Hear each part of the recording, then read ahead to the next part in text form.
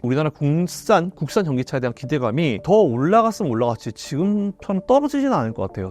그리고 적절한 시점에 중국 전기차에 대한 세금에 대한 제재도 이제 시작되고 있어가지고 오히려 저는 우리나라 국내 완성차 기업들 관심을 좀 가질 필요가 있을 것 같다고 생각합니다. 지금 2차전지주를 매수를 할 시점이라 봅니다. 올 하반기부터는 반등해서 올라오는 부분이 좀 눈에 띄게 보이지 않을까. 저는 올해 같은 경우는 올해 한정 생각해보는 시장이 있어요. 왜냐하면 지금 워낙 AI가 핫하기 때문에. 만일 근데 올해 삼성전자가 HBM을 엔비디아 쪽에 제공하겠다는 기사가 딱 떨어지잖아요. 그럼 그때부터 분위기 달라집니다.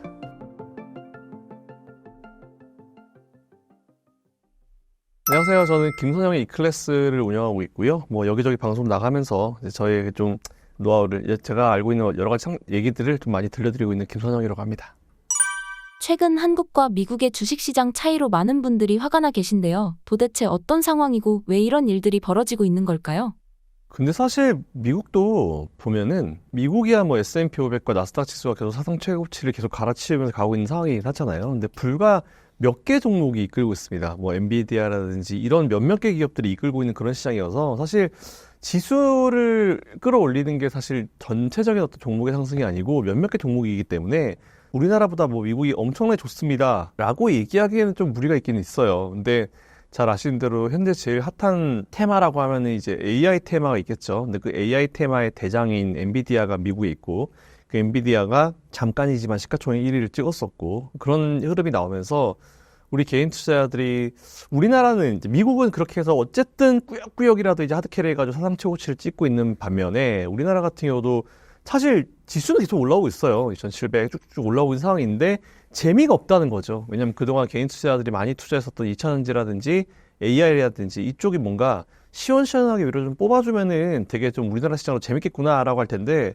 우리나라 시장은 지금 되게 잡음들이 너무 많습니다. 이제 좀 시장이 살만하니까 위에서 눌러대는 금투세라든지 정말 쓸데없는 그런 금투세라든지 이런 이슈들이 많아가지고 투자 심리 자체가 좀 많이 위축이 되어 있는 것 같아요. 그래서 그게 좀 문제인 것 같고, 그러다 보니까 우리 개인 투자자들은 원래는 이제 기업 밸류 프로그램을 하면서 우리나라도 한번 살려보겠다 이런 식으로 또 나서가지고 외국인들도 들어오고 우리 개인 투자자들도 좀 기대를 가지고 있었는데, 기업 밸류 프로그램, 잘된 기업 밸류 프로그램에다가 금투세라는 찬물을 확 끼얹어 버렸죠. 네, 그러면서 분위기 자체를 지금 뭔가 굉장히 다운시키는 그런 느낌이 좀 있는 것 같습니다. 이에 따라서 지금 심리적으로 봤을 때는 우리나라가 미국보다 좀 많이 쳐져 있다라고 좀 보여지는데, 사실 시장의 내부로 들어가서 살펴보게 되면은 미국도 몇몇 개 종목이 사실 하드캐리하고 있는 시장이고, 그리고 우리나라 같은 경우도 사실 몇몇 개 종목이 하드캐리를 하죠. 근데 이제 대표주들이 좀 쉬고 있어요. 사실은 삼성전자, SK하이닉스도 그렇게 시원한 흐름이 안 나오고 있고, 그렇다고 2차전지 관련주들이 좋은 것도 아니고, 그래서 뭔가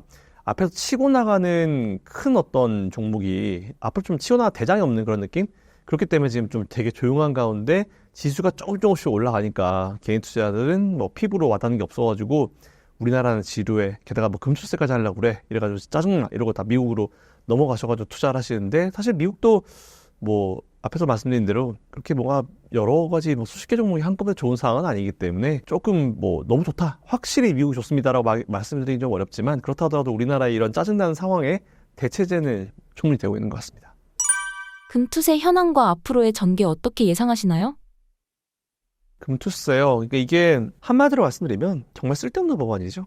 없어져야 되는 법안이고 쓸데없는 법안이고 굳이 이런 걸 할 필요가 없는 법안이고 누구 머리에서 나왔는지 모르겠고, 저는 사실은 이제 기본적으로 수익 있는 곳에 매출이 있고 돈이 있는 곳에는 당연히 세금이 있어야 된다 생각합니다. 그리고 많이 버는 사람이 더 많이 내야 되는 거 당연하다 생각해요. 조세 형평성의 원리에 따라가지고 많이 번 사람이 많이 내야 되는 그런 건 너무도 저는 당연하다라고 생각하는 사람인데, 그렇다 하더라도 이제 아무리 돈이 많아도 넌 돈 많으니까 2중과세, 3중과세, 4중과세 해. 이거는 아니거든요. 우리나라 공산주의도 아니고. 그래서 저는 오히려 이런 금투세가 가장 문제가 되는 법안이, 금투세가 만일 진짜 시행이 되려고 하면은 그에 따라서 거래세가 줄어든다든지 해야 되는데, 농어촌 특별세 이런 것도 전혀 그게 없어요. 그렇기 때문에 제가 봤을 때는 거래세가 줄어들 가능성은 0%입니다.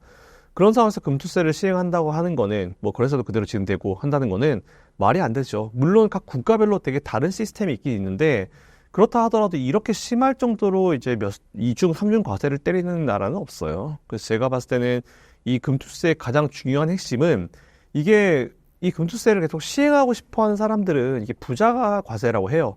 그래서 자꾸 전 모르겠습니다. 왜 이게 돈 많고 부자라는 사람들을 자꾸 적으로 만드는 그런 느낌이 되게 강해요. 그러니까 너희들 나쁜 사람이다. 뭐 너희는 이러니까 니들이 많이 내. 이런 식인데 이렇게 싸움을 만들면 안 되죠. 양쪽으로 가면 안 된다 생각합니다. 어쨌든 돈을 많이 버는 사람도 있는 거고 상대적으로 돈을 적게 버는 사람도 있는 건데 똑같이 형평성 있게 이제 세금을 물리는 게 맞는 거예요. 전 그 누구의 편도 드는 것도 아니고요. 그리고 일단 이 금투세라는 법안을 봤을 때 일단 그 시행하려고 밀어붙이는 그런 분들의 의견에 따르면은 이건 부자에 대해서 세금을 과세를 하는 거다라고 얘기하지만 사실은 부자가세가 아니에요. 이거는 모든 사람들한테 다 해당이 될 수 있는 세금입니다. 왜냐면은 이 금투세라는 거는 일반적으로 이거는 이제 양도소득세입니다. 양도세예요. 그러니까 우리가 지금 대주주 양도세라는 게 있잖아요. 대주주 양도세가 연말에 이제 있기 때문에 그래서 보통 정말 이 연말에 대주주 양도세 대상이 되는 사람들은 가을부터 물량을 던지면서 조금 시장이 그 전에 좋아도 대주주 양도세를 낼 만한 사람들이 양도세 회피 물량이 나오게 되면은 지수를 누릅니다. 근데 대주주 양도세 내는 사람들이 기본적으로 그래도 투자금이 좀 높은 사람들이겠죠. 그래서 그런 지금까지 대주주 양도세라는 이런 이슈가 있어가지고 주가가 좀 올라올 때 지수가 좀 올라올 때 양도세 낼 때쯤 되면은 매도를 항상 해서 지수를 눌렀었던 게 지금까지였었어요. 근데 그것도 사실 되게 짜증난 현실이었죠. 근데 그 대주주에 대한 어떤 범위를 더 확대를 하면서 뭐 종목당 뭐 5억? 뭐 하여튼 이 정도까지 내리는 걸 대주주라고 하는데 그게 되게 웃긴 현실이었거든요. 근데 그거는 우리 개인 투자자분들이 활동을 하셔서 막으셨잖아요. 근데 이 금투세라고 하는 거는 양도세입니다. 그 양도세가 왜 이게 대주주들보다 양도세를 내죠. 그러니까 이게 우리 개인 투자자들이 하는 투자랑 좀 다른 게 개인 투자자들은 그 회사의 주식을 좀 사가지고 파는 거 이 정도인데 양도세를 내는 사람들, 대주주라든지 아니면 이번에 이 해당하는 사람들은 회사로부터 이제 주식을 양수받았다가 다시 넘길 때 꽤나 큰 금액이기 때문에 양도를 한다 해가지고 세금을 한 20, 30% 확 올려버립니다. 그 양도세로 보통 들어가죠. 근데 문제가 뭐냐면은 이게 미완의 법안이라는 게 이게 양도세로 들어갈지 안 들어갈지에 대해서 세법적인 어떤 준비가 전혀 되지 않았어요. 양도세로 이제 들어간다라고 얘기는 하지만 아직 전혀 확정된 게 없고 그리고 이게 만일 들어가게 되면은 지금 사실 저는 왜 모든 사람들에게 영향을 미칠 수밖에 없다라고 말씀을 드리냐면은 1년에 100만 원 정도만 수익이 나도 이제 문제가 발생을 합니다. 왜냐면 우리가 보통 직장인분들은 연말 되면 연말정산이라는 걸 많이 진행하세요. 근데 그 중에서 사실 제일 꿀이라고 하는 게 인적공제. 그러니까 내가 우리 부양가족들은 1인당 뭐 150만 원이었나요? 그래서 이제 이거를 곱하기 4명 하면은 600만 원을 그냥 아예 빼줍니다. 빼주기 때문에 내가 세금이 확 줄어든 효과를 누릴 수 있죠. 이제 그건 이제 절세를 하는 거죠. 근데 100만 원이 넘게 되면은 그 인적공제 대상에서 빼야 됩니다. 그래서 이제 그게 빠져요. 그만큼 이제 나의 세금이 늘어날 수 있겠죠. 그리고 만일 인적공제 대상에서 빠지고 뭐 100만 원이 1년에 넘게 번다. 만일 내 와이프가 내 이제 와이프가 그렇게 했을 때 그 와이프는 인적공제 대상에서 빠지는 게 문제가 아니고 보통 연말정산하면 가족들 카드 쓴 거 다 가져오잖아요. 근데 와이프 카드 그거 못 합니다. 와이프는 와이프 따로 해야 돼요.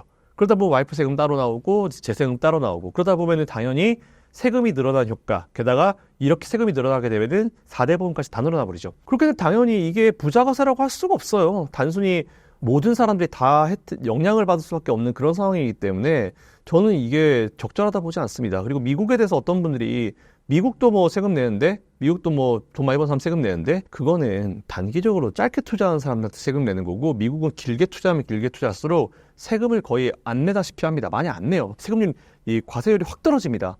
그런 것도 전혀 없이 그냥 무조건 일단 시행을 해버린다고 하니까 사실 문제가 되게 되는 거예요. 그러니까 저는 이게 미완의 법안이고 지금 상황에서 내년 1월부터 시행한다라고 밀어붙이고 있는데 지금 상황에서 좀 폐지가 왔다고 봅니다. 만일 하고 싶으면 이게 또 서로 간에 얘기도 안 됐어요. 뭐 이렇게 되면은 뭐 당연히 연말정산에서 빠지고 세금 올라가고 그리고 내가 4대 보험도 올라간다 치면은 당연히 국민건강보험공단도 이걸 알아야죠. 국민건강보험공단에게 어떤 기자님이 여쭤봤대요. 얼마나 이제 문제가 될 것 같아요? 라고 물어봤더니 관계자가 아직까지 저희는 잘 모르겠고 이 법안이 시행이 되게 되면은 그 시행령을 우리가 받아가지고 대략적으로 범위를 봐야 됩니다. 이렇게 얘기를 해요. 그 얘기는 무슨 얘기냐면은 그쪽이랑도 얘기가 안 됐다는 거예요. 보통 이런 법안들, 특히 세금 관련 법안을 이제 시행을 할 때는 관련 부처들이 다 모여가지고 회의를 하고 이게 뭐 몇 번에 걸쳐서 회의를 하고 발생할 수 있는 모든 문제에 대해서 다 확인을 한 다음에 시행을 해야 되는데 그게 전혀 안 됐다는 거예요. 그래서 저는 이게 문제가 많다 봅니다.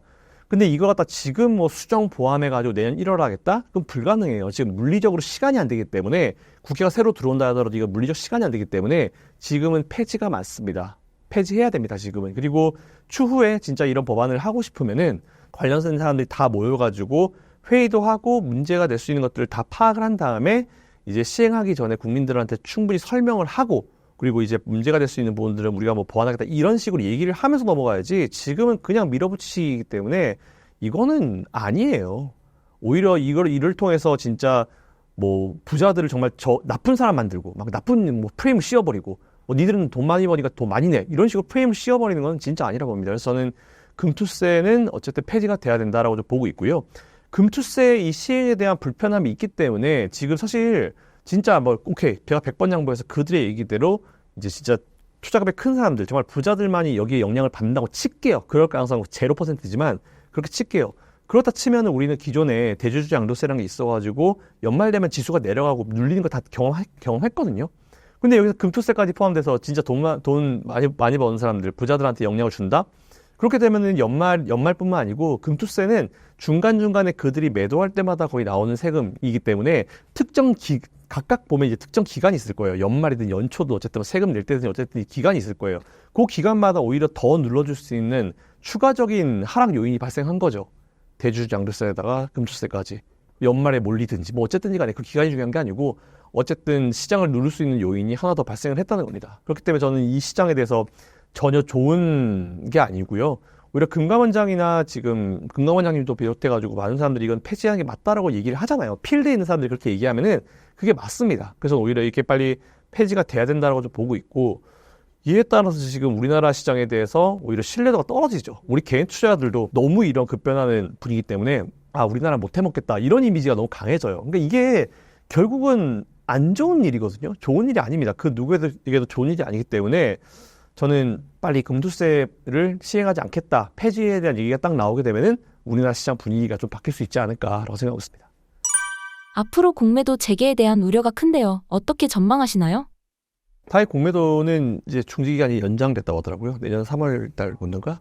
연장됐다고 하는데 연장돼야죠. 왜냐하면 저는 사실 근데 연장을 되겠다 싶었던 게 이번에는 그 전산화에 대한 얘기를 이미 좀 준비를 하고 있나 보더라고요. 전산화가 최소한 뭐 11개월 걸린다 뭐 이런 얘기를 제가 몇 개월 전에 들은 것 같은데 뭐 그런 거 보면 오히려 전산화를 이번에 좀 노력을 하려고 하는 것 같습니다. 또 적절히 잘하고 있는 것 같아요. 이렇게 아예 이렇게 시작을 했을 때 뿌리를 뽑아야지 이게 만일 또 엎어지고 또 대충 옛날처럼 돼버리잖아요. 그럼 또 문제가 발생해요. 그래서 저는 오히려 공매도가 지금 재개 시점이 더 미뤄지면은 오히려 저 긍정적이라 봅니다. 근데 예전에 공매도 중지될 때 되게 많은 사람들이 걱정을 했죠. 특히 증권사 쪽에서 이제 해외든 국내든 증권사 쪽에서 공매도가 중지가 되면은 외국인들이 빠져나갈 것이다. 이렇게 걱정을 많이 했는데 되게 그분들 민망하게 공매도 중지된 기간 동안 올 1분기에 우리나라의 외국인의 매수, 우리나라 쪽으로 외국인의 매수가 사상 최고치를 기록을 했습니다. 그 얘기는 무슨 얘기냐면은 외국인은 공매도 별로 신경 안 쓴다는 거예요. 공매도 말고도 파생 시장 쪽에서 해지를 걸 수 있는 방법은 얼마든지 있기 때문에 저는 오히려 외국인들이 그런 걸 신경 안 썼다라고 보고 있고 외국인들이 들어온 건 앞에서 말씀드린 대로 기업 밸류 프로그램에 대한 어떤 기대감이죠. 일본이 잘 가는 걸 보이니까. 그래서 사실 우리나라의 지금 제일 중요한 거는 금투세 폐지와 함께 기업 밸류 프로그램을 무조건 잘 시행을 해야 된다. 이게 뭐 쭉 진행을 하다가 정권이 나중에 바뀌거나 뭐 이렇다 일본이 10년을 빌려버렸어요. 그러니까 우리나라도 그 정도 이제 10년이란 기간이면 당연히 대통령이 바뀌겠죠. 근데 이제 대통령이 누가 바뀌든 여당 야당 뭐 이건 상관없이 바뀌든지 안 바뀌든지 간에 이건 무조건 쭉 시행을 해야 되는 부분이다. 그래서 이제 정책의 연속성은 이 기업 밸류 프로그램에는 분명히 있어야 된다. 그렇게 되면 외국인들이 우리나라를 지금처럼 떠나지 않을 것이다. 라는 그런 말씀 드리고 최근에 외국인들이 좀 나간 거는 뭐 환율적인 부분 때문에 그런 거니까 너무 마음 쓰실 필요는 없을 것 같습니다. 미국과 같은 선진국의 세금 정책은 한국이 따라가려고 하지만 금융시장 관리는 그렇지 않은데요. 그 이유는 무엇 때문인가요? 이게 결국 그게 문제인 것 같아요. 저는 결국은 우리나라도 언젠가 금융 선진국으로 가야 된다라고 생각을 해요. 근데 지금은 우리나라가 미국의 그런 세금 같은 뭐 그런 것만 딱 도입하는 거는 피디님 말씀대로 진짜 우리나라는 뱁새고 미국은 황새입니다. 쫓아가려고 하다가 가랑이 찢어지는 거죠. 그러니까 이게 당연히 미국을 따라가야죠. 금융선진국 돼야 됩니다. 우리나라 금융선진국 아니에요. 우리나라 금융후진국입니다. 금융에 대한 기본 지식도 평균적으로 전 세계에서 굉장히 낮은 수준인데다가 무조건 이제 은행이 최고라고 생각하는 나라잖아요. 증권사 직원이란 말하면 다 믿는 그런 경향이 있기 때문에 근데 최근에 좀 되게 많이 바뀌고 있습니다. 젊은 층들 대상으로 공부도 되게 많이 하고 있고 직접 투자가 이루어지면서 이런 것들이 되게 많이 이루어지고 있어서 좀 긍정적으로 생각하는데 결국은 우리가 언젠가는 가야 될 길이긴 하지만 지금 당장은 단기간 내에 쉽게 고쳐지는 부분은 아니거든요. 그래서 오히려 저는 너무 우리나라가 이제 빨리 따라가고 싶어가지고 뭐 MSCI 선진국 지수 편입이나 아니면은 진짜 외국인 해외에서 도입하고 있는 그런 세금 도입이나 이런 것들을 하면은 마치 선진국화 된 것처럼 생각을 하는데, 아, 우리나라도 뭐 선진국처럼 이런 법안, 이런 세제 혜택이 있고 이런 법안이 있고 이런 게 있다 이렇게 하려고 하는 것 같은데, 그거는 진짜 포장이죠. 내실이 중요하죠. 내실은 엉망진창인데 실은 뭐 지금 공매도에 대한 어떤 이것도 안 맞고 뭐 정말 허점이 많은데 너무 지금 선진국을 따라가려고 하는 거는 이건 진짜 말이 안 된다고 보고 있어요. 그래서 저는 오히려 지금 차분하게 할 필요가 좀 있을 것 같습니다. 진짜 빌드업을 할 필요가 있다라고 좀 얘기를 하잖아요. 너무 급하게 하는 것보다는 진짜 한 10년을 두고 좀 이제 정치하시는 분들이 좀 사명감을 가지시고 당장 우리 할 때 이 몇 년에 뭘 하겠다라는 것보다는 진짜 우리나라 개인 투자자들 위해서, 우리나라 금융 시스템을 위해서 조금 길게 보고 좀 쭉 이제 시행을 해주셨으면 좋겠다는 그런 개인적인 생각을 가지고 있어서 좀 그런 부분은 아쉽긴 하죠. 마음만 앞서는 그런 거 느낌인 것 같습니다, 지금. 지금이라도 한국 주식을 팔고 미국 주식을 사는 거에 대해서 어떻게 생각하시나요?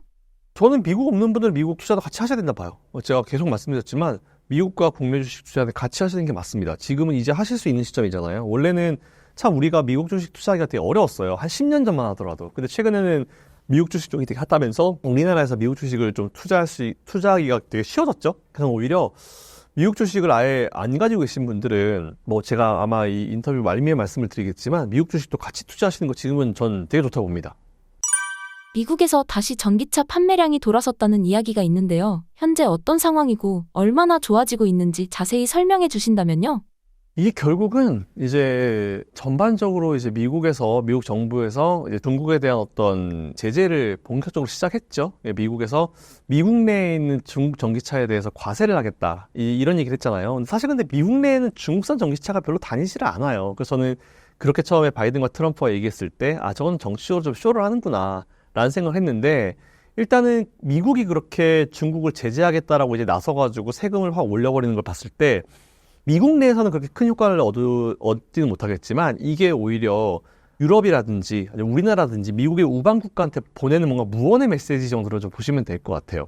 우리 이렇게 세금 올린다. 니들 어떻게 생각하니?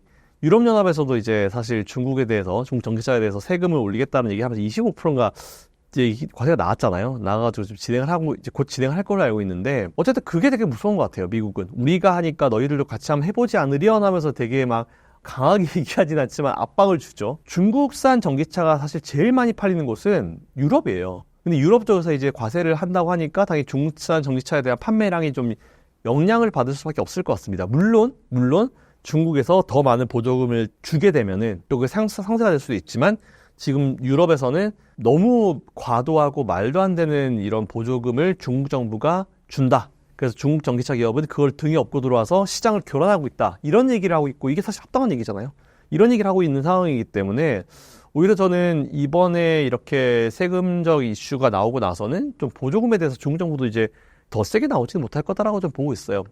이에 따라서 전반적으로 이렇게 되면은 뭐 글로벌 많은 국가들이 중국산 전기차에 대한 어떤 세금을 올려버리고 하게 되면 당연히 판매에 영향을 받을 수밖에 없습니다. 그래서 저 중국산 전기차에 대한 어떤 판매량은 앞으로도 계속 감소를 해가는 추세가 되지 않을까라고 판단되고 있고요. 미국 내에서 전기차 판매량이 좀 늘었다라고 하는 거는 최근에 뭐 어쨌든 테슬라가 제일 중요하잖아요. 그러니까 테슬라가 전기차 가격을 오르고 내리고 지금 막 계속 컨트롤하고 있는 그런 상황인 것 같은데, 전반적으로 저는 전기차 시장 전체를 봤을 때 이 캐즘이라고 하는 게 거의 중후반부를 지났다라고 좀 판단을 하고 있어요. 그래서 수요가 뭐 본격적으로 살아나는 건 올 하반기 정도가 될 것이다라고 좀 얘기를 많이 하고 다니는데, 뭐 내년 되면 완전히 눈에 띄게 좀 바뀔 수 있을 것 같아서 일단은 저는 그거가 이제 뭔가 조금 유입이 되고 시작되는 그런 단계가 아닌가라고 생각하고 있고, 그렇다고 해서 당장 막 미국에서 전기차 판매량이 다시 확 또 급등하거나 이러지는 않을 거예요. 떨어지는 것도 천천히 떨어졌지만 올라갈 때도 천천히 또 올라가면서 반등하고 어느 시점이 지나면 또 팍 올라갈 수 있기 때문에, 오히려 저는 지금 이런 시점에 전기차에 대해서 이제 관심이 있으신 분들은 투자를 좀 이어가셔도 좋을 것 같다라는 그런 생각을 가지고 있습니다.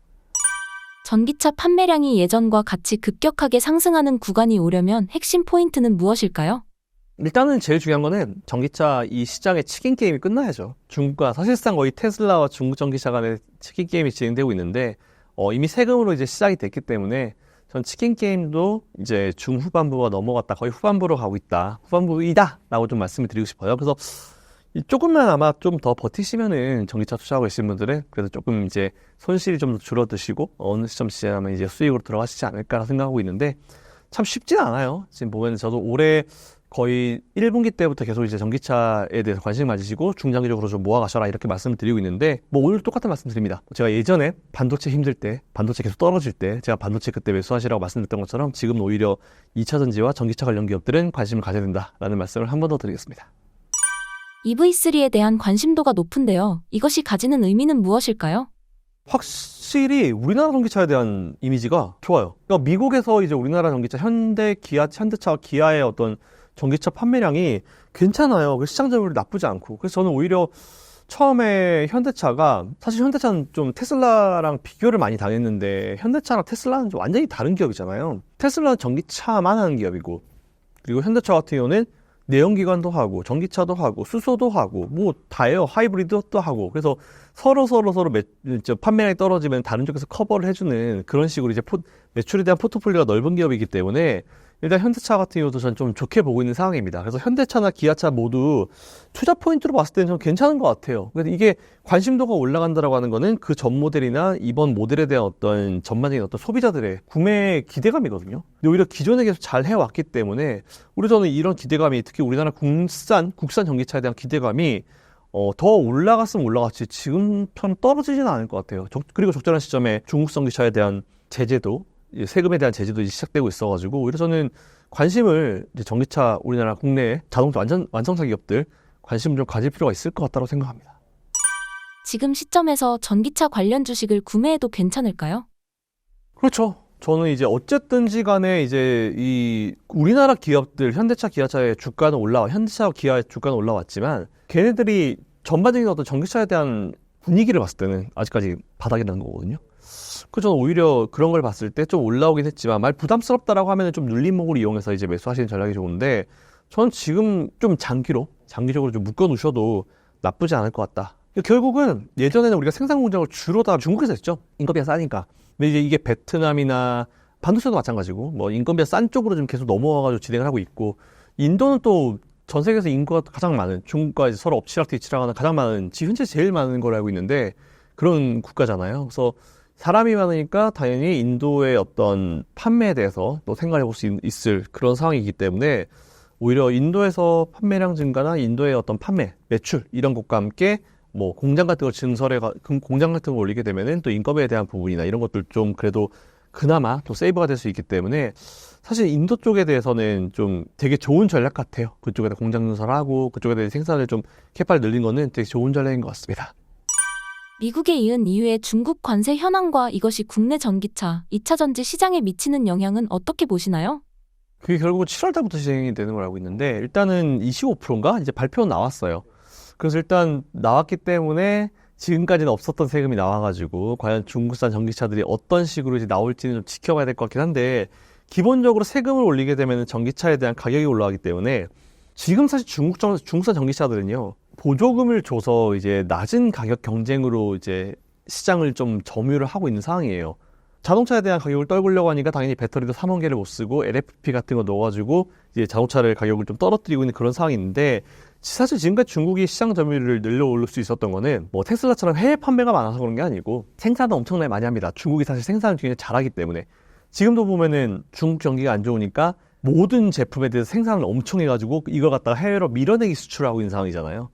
그러다 보니까 막 해운 운송 관련 기업들 그런 기업들 주가가 기대가 되고 그리고 SCFI 그러니까 상하이 운임지수 그게 또 해당 운임지수가 또 계속 또 올라오고 있는 상황이고 이런 상황이에요. 그래서 중국이 계속 밀어내기 수출을 하면서 겨우겨우 지금 이런 소비와 이런 매출을 계속 만들어내고 있는 그런 상황인데 전기차도 사실 마찬가지였죠. 전기차도 생산을 되게 많이 해서 자국에 많이 팔아가지고 판매량 대비 보기 때문에 전 세계 시장에 뭐 꽤 높은 점유율이 중국 전기차다라고 나오는데 사실 이게 정확한 수출치까지 다 계산하게 되면은 좀 저는 이 수치가 맞지 않다라고 신뢰를 좀 못하기 때문에 우리가 아는 거랑 좀 많이 다를 거라 생각합니다. 그래서 어쨌든 EU가 이번에 이렇게 세금을 때리게 되면은 그리고 추가적인 보조금을 아마 중국에서 지급을 못 하겠죠. 왜냐하면 이제 결국은 이런 과다한 보조금 때문에 EU가 이런 걸 시행을 했으니까. 그래서 그렇다 봤을 때 제가 봤을 때는 이제 중국 전기차에 대한 어떤 수요나 이런 판매는 줄어들 수밖에 없을 것 같고, 이거에 대한 반사 이익을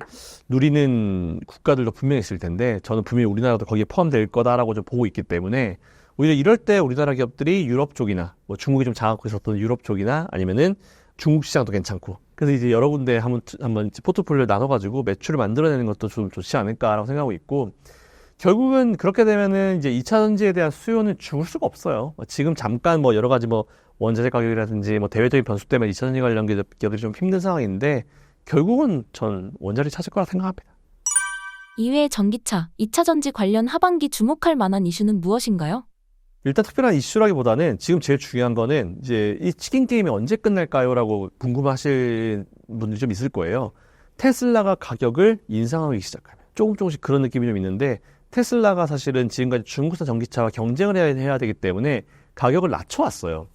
근데 이것도 일론 머스크가 직접 본인이 얘기했죠. 우리는 당분간 시장 점유율을 위해서 자동차 한 대 판매에 대한 마진율을 포기하겠다. 이런 식으로 일론 머스크가 얘기를 한 다음에 이렇게 몇 년 동안 지금 치킨 게임이 이루어지고 있는 거기 때문에, 일론 머스크는 이 상황을 다 어느 정도 예상을 했다라고 좀 보는 게 맞습니다. 자, 그렇게 치면은 오히려 저는 이제 테슬라가 다시 가격을 올린다라는 것의 의미는, 이제 어느 정도 치킨 게임이 끝났고 시장 점유율을 테슬라가 원하는 정도로 잡아왔구나라고 좀 우리가 해석을 할 수 있는 거죠. 그래 따라서 오히려 저는 이제 테슬라가 가격을 올릴지 이런 거에 대해서 우리가 좀 지켜볼 필요가 있을 거다라 좀 말씀드리고, 그리고 내년쯤 되게 되면은 이 보조금이 없이도 내연기관차, 전기차 관련 이쪽 비용이, 제작 비용이 거의 똑같아지는 시점이 내년으로 이제 예상이 되기 때문에, 그렇게 되면은 캐즘이라고 하는 거는 올 하반기에는 끝나지 않을까라고 생각하고 있고, 이에 따라서 좀 분위기는 달라질 수 있다. 그리고 배터리 가격은 사실 예전보다는 싸질 거예요. 왜냐면은 예전에 한참 우리 배터리 기업들이 배터리 팔아가지고 실적 잘 이제 재료 팔아가지고 실적 잘 내던 때는 러시아 우크라이나 이슈 때문에 원자재 가격이 다 상승했을 때입니다. 근데 지금 보면은 이제 제일 큰 이제 양극재 음식 가격도 많이 떨어지고 있어요. 떨어지고 있다기보다는 러시아 우크라이나 전쟁 발생하기 그 전 수준으로 지금 가고 있는 게 맞거든요. 그러니까 하향 안정화가 되는 시점이기 때문에 배터리 가격은 떨어질 겁니다. 그리고 양극재 가격이 떨어지기 때문에 떨어지고, 그래서 계속 떨어지진 않겠죠. 특정 정도까지 떨어지면은 오히려 이 전기차 배터리를 만드는 그런 기업들이 이런 안에 들어가는 원재료에 대해서 수요가 다시 올라갈 수 있어요. 이에 따라서 가격은 떨어지지만 그 전보다 수요가 더 올라가서 판매량이 증가하고 매출이 더 오히려 그 전보다 배터리 가격이 높을 때보다 매출이 더 높을 수 있는 그런 상황이 올 수 있을 것 같아서, 오히려 저는 2차 전지 관련 기업은 지금 전기차와 함께 계속 관심을 가지실 필요가 있을 것 같다.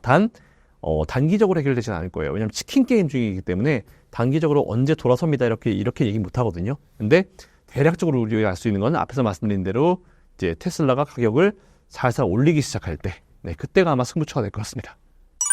북미 시장은 결국 한국 배터리 3사가 점령할 거란 관측이 있는데요. 결국 북미 시장은 한국 기업이 점령할 것으로 보시나요?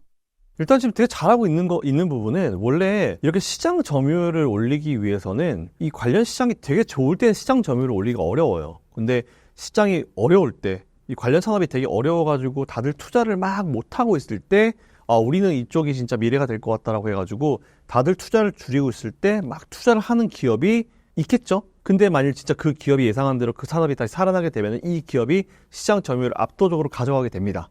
그래서 예전에 사실 삼성 같은 경우도 그렇게 해왔었고, 삼성도 자기들의 점유율이 떨어진다 싶으면은 일부러 치킨 게임을 걸어가지고 SK 하이닉스든지 마이크론을 좀 죽여버립니다.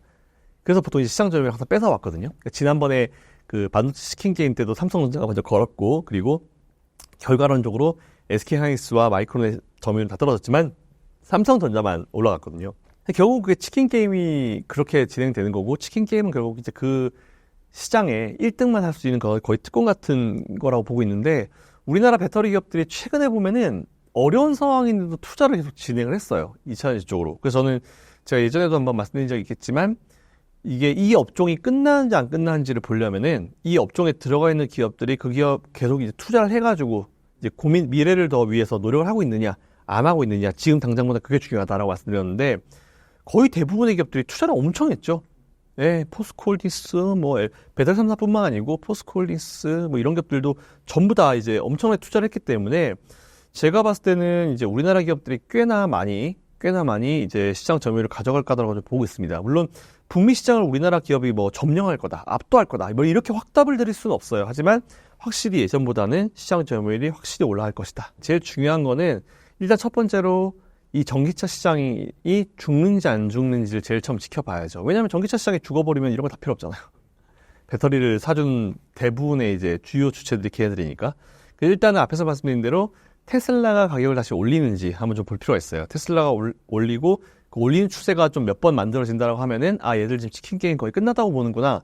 테슬라가 가격을 올려도 자기 테슬라 제품에 대한 수요가 죽지 않을 거라 보는구나. 거의 이런 식으로 해석을 할 수 있기 때문에 일단 우리가 볼 것은 전기차 시장의 넘버원 테슬라가 과연 가격을 올릴 것인지 안 올릴 것인지 이걸 첫 번째 포인트로 보시면 될 것 같고, 그리고 두 번째 포인트는 일단 기본적으로 다른 지표들은 없어요. 근데 저는 이제 보통 이제 수요와 공급을 되게 중요하게 경제학이 기본이죠. 그렇기 때문에 과연 이 전기차에 대한 수요가 죽는지를 우리가 좀 볼 필요는 분명히 있을 것 같습니다. 근데 제가 봤을 때 수요가 죽을 것 같지는 않아요.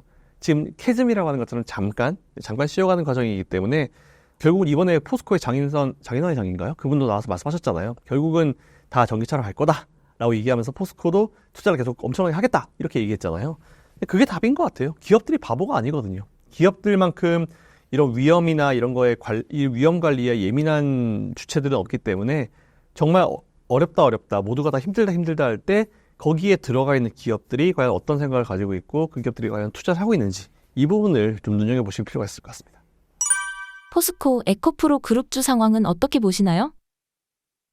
기술적으로 보면은 다들 내려올 만큼 내려와 있어요. 근데 이제 내려올 만큼 내려와가지고 보통 우리가 하단 박스권을 그리잖아요. 근데 이게 저점을 뭐 52주 몇신 저가를 찍고 막 내려가는 분위기는 나올 수 있는데 제가 봤을 때는 뭐 내려가긴 내려가지만 그냥 박스권이에요. 하단 박스권에 그냥 갇혀있는 느낌이 좀 있어가지고 요즘 보면 또 이쪽 업종이 또 아예 죽는 것도 아니거든요. 2차전지 쪽으로 돈이 들어오는 날도 있습니다. 그래서 지금 사리에서 계속 이제 오르락내리락 하면서 이제 좀 지루함과의 싸움이 진행될 것 같아요. 뭐 에코프로든지 어디든지 마찬가지입니다. 2차전지 관련주들이 대부분 좀 그런 상황이어가지고 오히려 저는 그래서 이런 상황이 조금 이제 분위기가 좀 반전이 될 필요가 있을 거다라고 좀 보고 있는데 아직까지는 뭔가 트리거가 없어요. 확 2차전지 쪽으로 뭔가 분위기가 확 들어올 수 있는 트리거가 없는데 아마 이제 이번 미국이 중국을 이제 세금 정책으로 이제 푸시를 하게 되면서 뭔가가 좀 나아지지 않을까라는 그런 생각을 좀 가지고 있긴 합니다. 그렇다면 지금 가격에 사도 괜찮다고 보시나요? 네, 저는 그렇게 생각합니다. 근데 이게 개개인별로 좀 달라요. 이게 투자 금액이 그쪽에 투자 비중이 너무 높으신 분들께 제가 막 진짜 거의 몰빵에 있으신 분들께 더 매수하세요라고 말하면 참 어려워요. 그래서 저는 오히려 아무리 좋은 업종이라도 전 원금 대비해서 투자 원금 대비해서 30% 이상을 투자하지 마시라고 말씀드리는데 만일 전체 투자 자금 대비해서 비중이 뭐 10%, 15% 안쪽이다라고 하시는 분들은 추가 매수하셔가지고 단가 떨구시는 거 괜찮습니다. 근데 비중이 막 40%, 50% 막 그 이상 되시는 분들은 너무 한 업종에 이건 몰빵의 느낌이 좀 강하기 때문에 지금부터 앞으로 시장은 어쨌든 다양한 업종의 포트폴리오를 나눠가지고 투자를 해야지 상대적 박탈감 이거로부터 좀 자유로울 수 있기 때문에 제가 봤을 때는 너무 몰아서 하는 것보다는 내 비중을 잘 봐가지고 판단하는 게 제일 좋을 것 같습니다. 현재 상황에 2차전지 주식이 포트폴리오에서 50% 이상 넘는 분들은 어떻게 대응하는 것이 좋을까요? 그분들이 만약 투자를 더 하고 싶으시다. 지금 아니죠. 왜냐하면 지금 더 매수하게 되면은 정말 낮은 가격에서 단가를 낮출 수 있는 효과는 있을 거예요. 근데 사실 저도 지금 이 자리가 바닥이라고 확신은 못 합니다. 왜냐면은 공매도도 되게 많이 끼어 있고 그리고 개인 투자자들 특히 이제 주식 투자 경력이 3년 이하 되시는 분들이 2차전지 쪽으로 되게 많이 들어왔어요. 근데 그분들은 뭔가 불편한 이슈만 나오면은 투자 심리가 이렇게 흔들흔들 하시는 분들이기 때문에 저는 그런 심리를 제가 정확하게 분석을 할 수는 없어요. 그래서 이제 그런 것들이 만약 한 번 더 부각이 된다라고 하면은 뭐 주가가 좀 떨어질 수 있겠지만 제가 봤을 때 지금 여기서 더 떨어지는 건 오히려 진짜 정말 언더슈팅이죠. 말도 안 되는 하락이기 때문에 뭐 지금 자리에서 매수했다가 좀 더 떨어질 수 있다고 생각합니다. 근데 결국 올라올 거라 봐요. 지금 자리 이상으로는 항상 올라올 거기 때문에 그래서 일단 투자 금액이 원금 대비해서 크신 분들은 일단 대기하셨다가 오히려 그분들은 지금 자리에서 이제 뭔가 딱 트리거가 생겨서 이제 딱 분위기가 완전 살아나는 누가 보더라도 이거 되게 분위기가 살아났네 싶을 때 들어가시는 게 맞지 지금 나 저점에서 추가 매수해서 단가 떨궈야지 이건 진짜 아닌 것 같습니다. 2차전지 하반기는 어떻게 전망하시나요? 전 좋게 봐요. 왜냐하면 계속 말씀드렸지만 지금 2차전지주를 매수를 할 시점이라 봅니다. 저는 올해 내내에도 말씀드리고 있는 부분이 똑같아요. 그리고 이제 2차전지 캐즈미라고 하는 거는 내년 되면 이제 사실 내년 이맘때쯤 되면 그 얘기도 없어졌을 거고 2차전지 관련들이 꽤나 많이 아마 올라왔을 텐데 올라왔을 걸 생각합니다. 그렇기 때문에 오히려 저는 지금 같은 경우는 이제 하반기에는 이제 내년에 더 좋아질 상황에 대비해서 선반영이 시작이 될 거라 생각합니다. 그러니까 지금 당장 그 여름 시즌부터도 나올 수 있어가지고 분위기가 좀 반전되는 것 같이 한번 볼 필요가 있을 것 같아요. 어쨌든 내년에 확실히 업황은 좋아질 것이고 그게 좀 선반영돼가지고 올 하반기부터는 뭔가 반등해서 올라오는 부분이 좀 눈에 띄게 보이지 않을까라고 생각하고 있습니다. 반도체 섹터 분위기가 뜨겁습니다. 현재 상황과 분위기 어떤가요? 반도체 일단 살렸죠. AI라는 게 생기면서 반도체 시장을 완전 살려버렸습니다. 그래서 미국 시장도 살리고 우리나라 시장도 살리고 반도체로 먹고 사는 그런 기업들도 되게 살렸죠. 그런 분위기가 좀 만들어지고 있는 것 같고. 근데 뭐 일단 이렇게 새로운 전기차도 마찬가지지만 뭔가 핫할 때 하면 주가가 확 떴다가 중간에 좀 쉬어가면서 이제 좀 불필요한 거품들을 제거하는 과정은 어떤 업종에도 있었거든요. 반도체 옛날에 반도체 때도 치고 올라왔을 때도 거품을 좀 중간에 제거하는 조정, 뭐 짧게는 뭐 3개월, 길게는 뭐 1년 정도씩 주가가 쉬면서 좀 눌러주고 거품 없애는 과정이 좀 있어 왔었고 그게 거품 없애고 더 올라오고 거품 없애고 더 올라오고 그래서 저는 오히려 중간에 어떤 한 업종이 거품을 없애는 그런 조정기가 길면 길수록 되게 좋은 것 같아요. 그래서 저는 사실 2차전지를 되게 좋게 보고 있는 이유가 그런 이유인데 반도체도 그런 과정을 거쳐왔습니다. 그래서 저는 반도체 오히려 AI라는 이 테마가 만약 정말 사라지고 없어지게 되면 반도체를 우리가 버려야 된다고 생각하는데 오히려 저는 진짜 뭔가 이 패러다임을 좀 바꿨다 생각을 해요. 완전 새로운 페이지로 확 넘겨버리게 된 게 이 AI 쪽이라 보고 있기 때문에 AI라고 하면은 반도체가 안 들어갈 수가 없잖아요. 뭐 지금 SK하이닉스가 잘하고 있는 HBM이라든지 삼성전자의 DRAM이라든지 뭐 모든 이런 반도체가 들어가지 않을 수가 없기 때문에 오히려 저는 AI라는 테마가 사라지지 않는 이상 이런 반도체는 우리가 계속 투자를 해야 될 필요가 있을 것 같다라고 말씀드리고 반도체가 살아나면은 우리나라 반도체가 살아나고 수출이 좀 살아나게 되면은 잘 아신 대로 우리나라 수출과 수입은 사실 반도체 특히 삼성전자의 효과가 좀 커요. 삼성전자가 수출 잘했고 매출 잘 나오면 우리나라 전체적인 어떤 수출이 증가하는 효과가 나옵니다. 이거 어쩔 수 없어요. 삼성전자가 이제 너무 큰 비중을 차지하고 있기 때문에. 근데 오히려 저는 지금 봤을 때는 반도체 섹터가 핫하지만 이게 불과 한 1년 전만 하더라도 제가 반도체 얘기했을 때 다 욕했거든요. 진짜. 다 욕했어요. 그때 2차전지 핫할 때 제가 지금 2차전지 수익 좀 있으시니까 매도하시고 반도체 좀 사십시오라면은 2차전지는 아직 갈 길이 멀다. 한참 더 갈 거다. 반도체는 다 죽어가지고 경쟁력 잃고 우리나라 파운드리 삼성전자의 파운드리는 뭐 이미 뭐 TSMC에 밀렸는데 따라가겠냐. 삼성전자 안 된다. 이렇게 얘기했던 게 불과 한 1년 반 전이거든요. 근데 지금 완전 분위기가 반전이 됐잖아요. 그래서 저는 오히려 지금의 이 분위기는 잠깐 중간에 쉬어가는 과정이 또 반도체에 나오긴 나오지만 엔비디아도 사실 지난주 좀 쉬었잖아요. 적정 조정이라 봅니다. 단기간에 너무 많이 올랐기 때문에 좀 적절하게 쉬어가는 과정이라 보고 있어가지고 오히려 저는 반도체 sek터는 앞으로 저는 우리나라 지수가 한 2년에서 길게는 3년까지 좀 좋을 수 있다라고 보는데 그 지수를 이끌 거예요. 반도체가. 그 지수를 이끄는 대표 업종 중에 당연히 우리나라는 반도체가 선도를 해서 치고 나갈 거다. 이에 따라서 관련주들은 지금 무조건 투자를 이어가셔야 된다라는 말씀드리겠습니다. 삼성전자가 하이닉스 비해 지지부진한데 삼성전자 어떻게 보시나요? 전 좋게 봅니다. 왜냐하면 삼성전자랑 SK하이닉스가 좀 다른 분위기가 뭐냐면 이게 결국은 두 개 기업에 투자를 하는 분들의 성향도 사실 달라요. 왜냐하면은 진짜 AI 관련주라고 하면은 SK하이닉스가 맞죠. 왜냐하면은 SK하이닉스는 반도체만 하는 기업이에요. 반도체만 하는 기업이고 그렇기 때문에 AI가 들어왔고 AI에 들어간 HBM을 SK하이닉스는 그것만 반도체만 하는 기업이기 때문에 당연히 관련주를 엮이는 게 맞습니다. 근데 삼성전자 보자고요. 삼성전자는 HBM 하죠.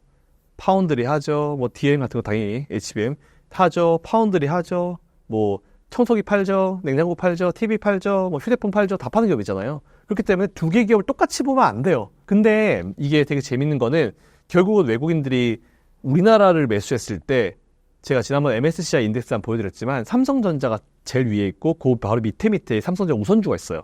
그 두 개 합하면은 전체 3분의 1이 전체 외국인들이 바라보는 우리나라 시장 3분의 1이 삼성전자와 삼성전자 우선주입니다. 그러니까 일단 3분의 1을 삼성전자와 삼성전자 우선주를 그냥 사놓고 보는 거예요, 일단. 그래서 외국인들 수급이 계속 또 좋을 수밖에 없는 분위기인데 최근에 삼성전자는 외국인들이 매수해서 주가 올려주잖아요. 기관이 때립니다. 금융투자가 그냥 매도를 때려버려요. 그러다 보니까 조금만 올라가려면 누르고 조금 올라가려면 누르고 금융투자의 행태가 지금 그런 상황이어가지고 개인적으로 이제 금융투자 별로 안 좋아하는데 삼성전자는 이제 금융투자는 사실은 그렇게 중간중간 때리는 이유가 그만큼 지금 금융투자, 이 펀드 매니저들이나 이 운영하는 사람들이 그만큼 사이트가 되게 짧아졌다는 걸 의미해요. 조금만 수익 나면 매도해야지, 조금만 수익 나면 매도해야지라는 그런 생각을 가지고 있고, 물론 뭐 미국처럼 이제 프로그램이 돌리는 쪽도 있긴 있겠지만, 뭐 대다수의 일단 우리나라는 사람들이 하니까 그 최근에는 뭐 너무 짧게 이렇게 본인들의 어떤 실적, 펀드 매니저들 본인들의 실적이나 성과 뭐 이런 쪽에 좀 집중을 하고 있다는 생각이 되게 많아가지고, 만일 이런 조금만 올라가면은 금융투자를 매도하고 이게 좀 사라지려고 하면은 펀드 매니저들 쪽으로 이제 운용하는 운용 자금산이 늘어나면 되겠죠. 그러니까 많은 사람들이 펀드를 가입해두면은 그 사람들이 자금 여력이 있으니까 뭐 장투할 건 장투하고 단타할 건 단타하고 하겠죠. 근데 지금은 그런 여력이 안 될 거예요. 지금 운용하는 친구들이나 뭐 랩 운용하는 친구들 얘기 들어보면은 다들 죽으려고 그래요. 돈이 자꾸 빠져나가지고. 돈이 없죠. 돈이 없는데 나 성과 내야 돼. 어떻게 해야 됩니까? 탄다 돌려야죠. 그러다 보니까 삼성전자 같은 데도 올라오면 그냥 때려버리는 거죠. 그런 게 좀 개선이 돼야 될 것 같아요. 그래서 지금 당장은 뭐 그런 게 개선이 될 것이다 라고 말씀드리기 어렵지만 어쨌든 이것도 중장기적으로 해결이 될 문제이기 때문에, 그리고 외국인들 밑에서 받쳐주고 있기 때문에 삼성전자는 저는 계속 좋게 보고 있습니다. 하지만 만일 나는 삼성전자, SK하이닉스 둘 중에 반도체 AI에만 투자할 거야 하시는 분들은 SK하이닉스가 맞죠. 근데 그거 말고 난 사업의 안정적인 포트폴리오가 중요해. 뭐 반도체에서 좀 떨어져도 휴대폰 판매 잘해서 좀 올라가고, 휴대폰에서 좀 안 좋아도 반도체가 좀 올라와서 커버해주고, 이런 게 좋으신 분들은 삼성전자 투자하는 게 맞죠. 답은 없어요. 본인의 투자 스타일에 맞춰서 투자하는 거기 때문에 답은 없습니다. 현재 수익률 관점으로 봤을 때 삼성전자와 하이닉스 중 어떤 것을 사는 것이 좋을까요? 지금 사신다라고 하면 저는 올해 같은 경우는 올해 한정 생각하면 SK하이닉스. 삼성전자는 거함이잖아요. 삼성전자의 이 수급이 단기간 내에 확 바뀌진 않을 거예요. 그렇다고 삼성전자가 수익이 안 나라는 건 이게 아닙니다. 계속 올라갈 거예요. 올라갈 건데, 오히려 똑같은 기간만 놓고 봤을 때는 SK하이닉스가 조금 더 유리하지 않을까?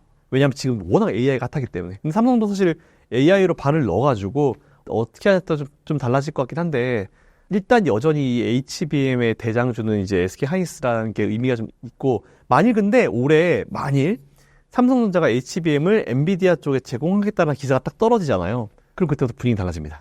저는 결국 HBM도 삼성이 엔비디아에 넣고 나면은 결국 이게 길게 가면 갈수록 HBM 시장도 삼성이 먹을 수 있다라고 좀 보고 있는 주의이기 때문에, 일단 지금 당장만 놓고 봤을 때는 SK하이닉스 우세. 하지만 엔비디아에 이제 삼성전자에 HBM을 넣는다라고 하는 순간 시장 점유율이 바뀔 수 있다. 반도체 주식이 있는 분이라면 지금이라도 추가 매수를 해야 할까요? 혹은 이익 실현 후 다른 종목으로 갈아타야 할까요?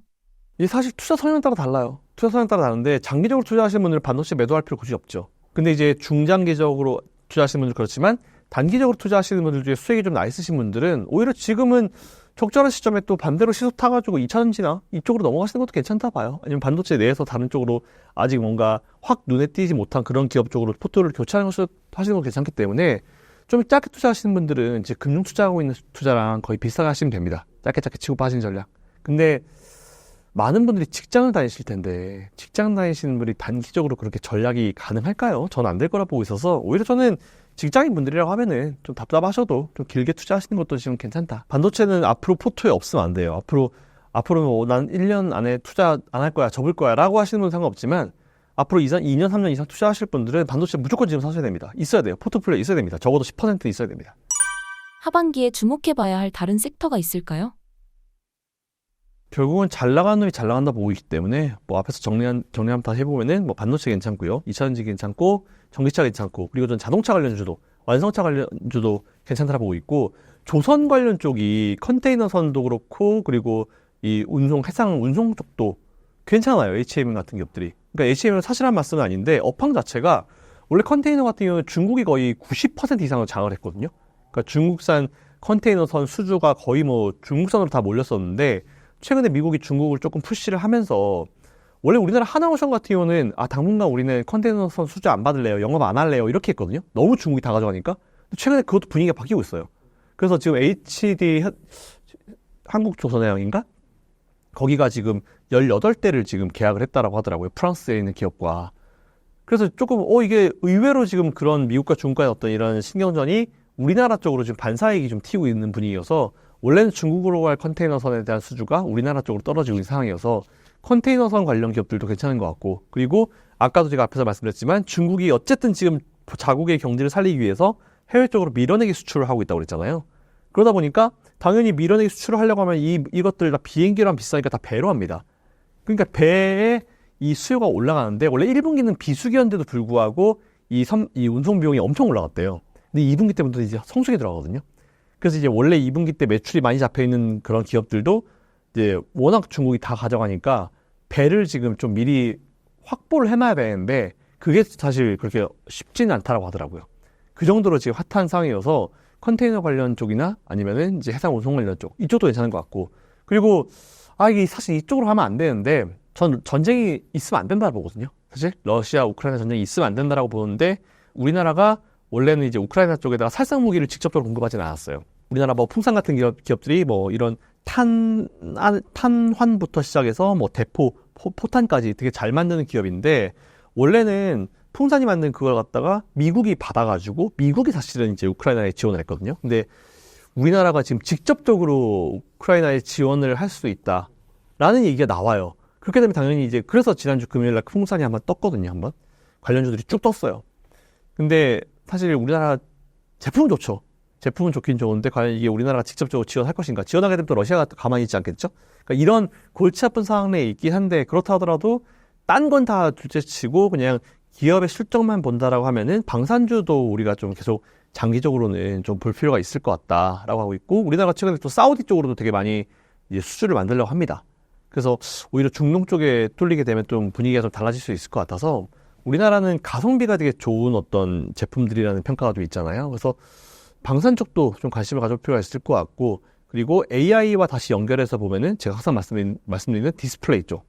네, 디스플레이 쪽은 결국은 이제 고사양의 AI나 고사양의 이런 것들이 결국 우리가 봐야 되는 것으로 이제 결국은 오기 때문에 제가 봤을 때는 오히려 이렇게 이런 디스플레이 쪽도 관심을 좀 가질 필요가 있을 것 같다라고 생각을 합니다. 그래서 이 정도만, 이 정도 테마 군 내에서만 한번 공부를 하셔가지고 투자해 보셔도 좋을 것 같습니다.